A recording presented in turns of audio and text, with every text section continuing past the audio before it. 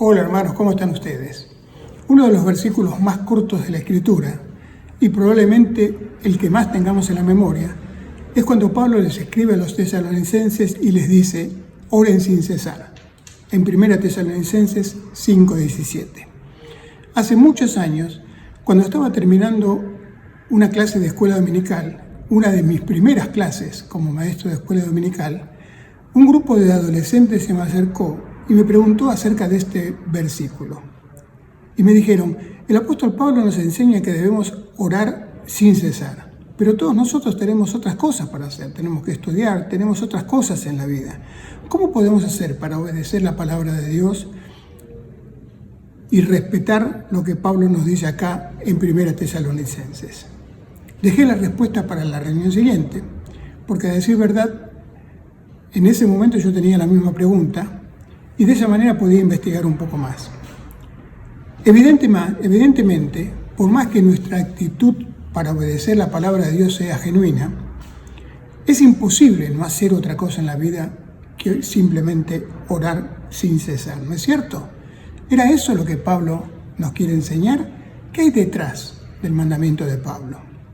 Antes de seguir adelante, vayamos algunos siglos antes de la época de Pablo, para el tiempo de Nehemías. En aquel tiempo el pueblo de Israel estaba en el exilio. Y Nehemías era el copero del rey, en el reino de Persia. Él estaba en la ciudad de Susa, que era la capital del reino de Persia. Cierta vez el rey Artajerjes notó que Nehemías estaba triste. Entonces le preguntó qué le pasaba. Y Nehemías le dijo, estoy triste porque mi ciudad, Jerusalén, está en ruinas. Ahora leamos lo que dice Nehemías 2:4. Me dijo el rey, ¿qué cosa pides? Entonces oré al Dios de los cielos y dije al rey, envíame a Judá. Cuando leí este versículo por primera vez, me hice una pregunta, ¿qué pudo haber orado Nehemías en un par de segundos?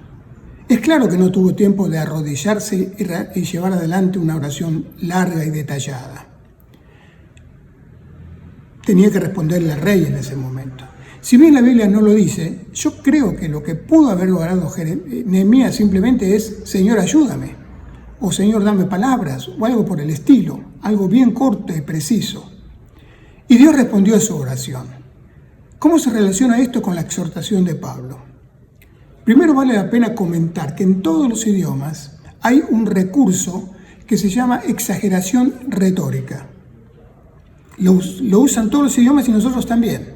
Y lo usamos permanentemente. En la frase, por ejemplo, cuando decimos, te dije 1.000.000 de veces que no exageres. Lo que estamos diciendo no es que 1.000.000 de veces dijimos eso. Lo que estamos haciendo es enfatizando todas las veces que dijimos que la otra persona no exagere. Lo que Pablo está diciendo en el pasaje que acabamos de leer no es que debemos estar recitando largas oraciones todo el día, sino que debemos vivir en un constante estado de oración, permanentemente comunicados con Dios, no solo en las cosas importantes, sino en todas circunstancias de la vida. Cierta vez, un ministro anciano se estaba por retirar y tenía que dedicarle tiempo al nuevo ministro para discipularlo.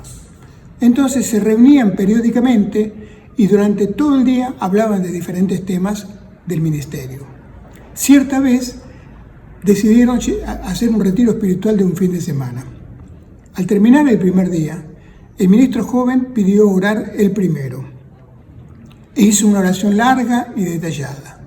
Cuando terminó, invitó al ministro anciano para que también orara. Y el ministro anciano dijo, gracias Señor por los cuidados de este día. Danos un sueño apacible. Amén. Y terminó la oración. El ministro joven no pudo con su genio y le preguntó, perdón, ministro, ¿por qué es que oró tan corto? Y el ministro anciano le respondió, lo que pasa es que estuve en oración todo el día, solo tenía que despedirme. Pablo era un hombre de oración y deseaba que tanto los tesalonicenses como nosotros seamos hombres y mujeres de oración.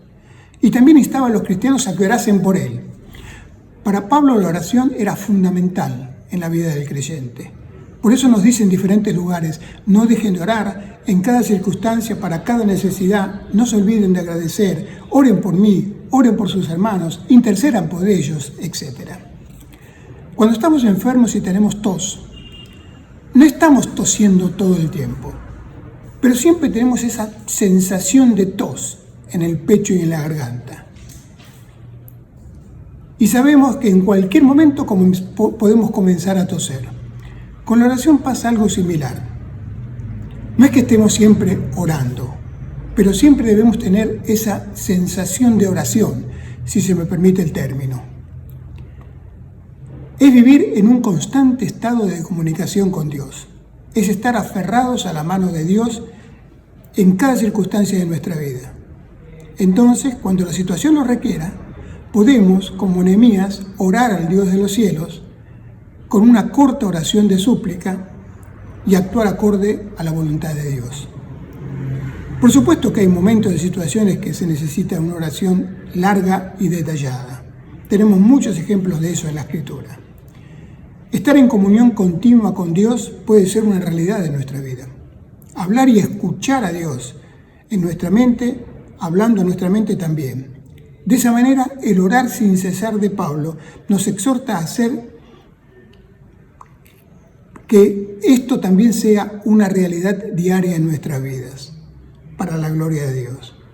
Oremos entonces que el Señor nos ayude a desarrollar ese hábito de comunicación santo con Él en cada situación de nuestra vida.